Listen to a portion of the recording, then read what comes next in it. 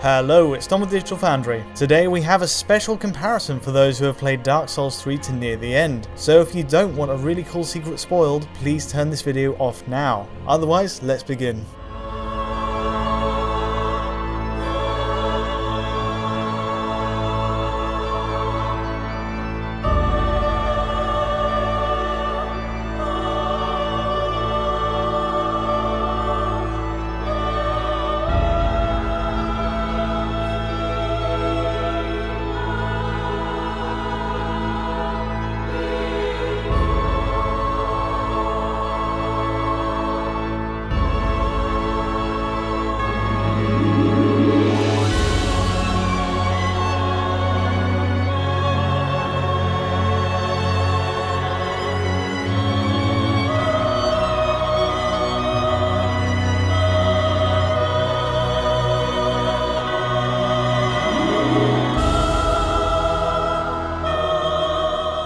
Welcome back to Anor Londo, an area from Dark Souls 1 that's undoubtedly etched in the minds of anyone who finished the first game.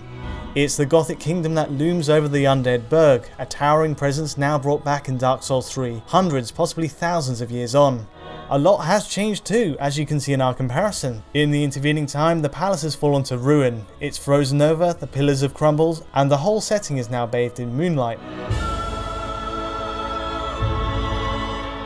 New details like textures are added across the floors, higher resolution maps based on the original games, while others are completely redesigned. We also get far more intricately designed statues and levers, while certain pathways across the level have disappeared outright or just crumbled away.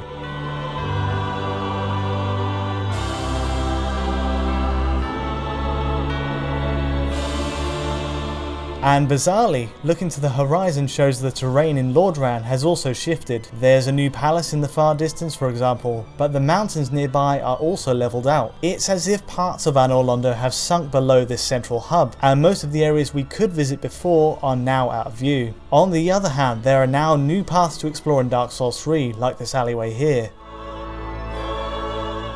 The pristine, bright city we saw in the original game is gone, but some things never change. The framework of this level is exactly as you remember it, in fact, as if lifted directly from the original and then embellished.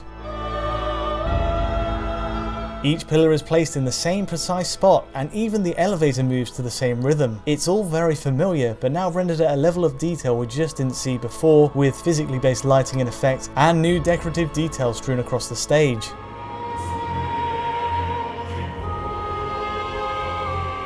But moving into this final chamber gives us the biggest walk down memory lane. This spot has some serious history. It's now completely waterlogged. Debris lines the base of each pillar, and there are even curtains draping overhead now, using cloth physics we didn't have in the first game. It's a really beautifully crafted area and a great reminder of Dark Souls 1's most classic moment.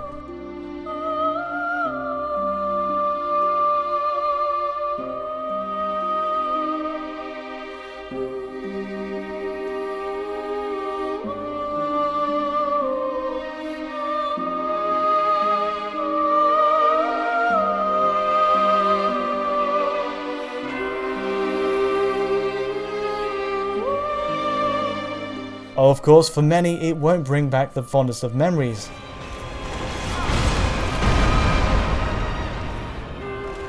Okay, so that partly explains the wreckage left behind here, but you can see From Software has also filtered through the entire location, adding a sense that time hasn't been too kind to this place in general. Near the princess's quarters, for example, floor tiles are shattered and walls are covered in grime, and apparently at some point a decorator really wasn't happy with the plastering work in this archway and replaced it with cold hard brickwork.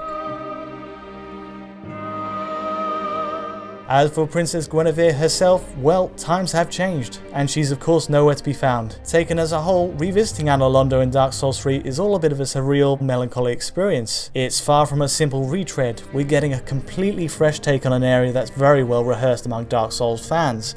Personally, I see it as one of Dark Souls 3's many high points, a rare moment to reflect on the long hard journey we've taken through the series, and also a way to show how it's evolved, both technically and in its visual direction. That about wraps it up though. I had fun putting this one together and I hope you enjoyed it. If you fancy giving us a like or subscribe, that'd be appreciated. But until next time, thanks for watching and see you soon.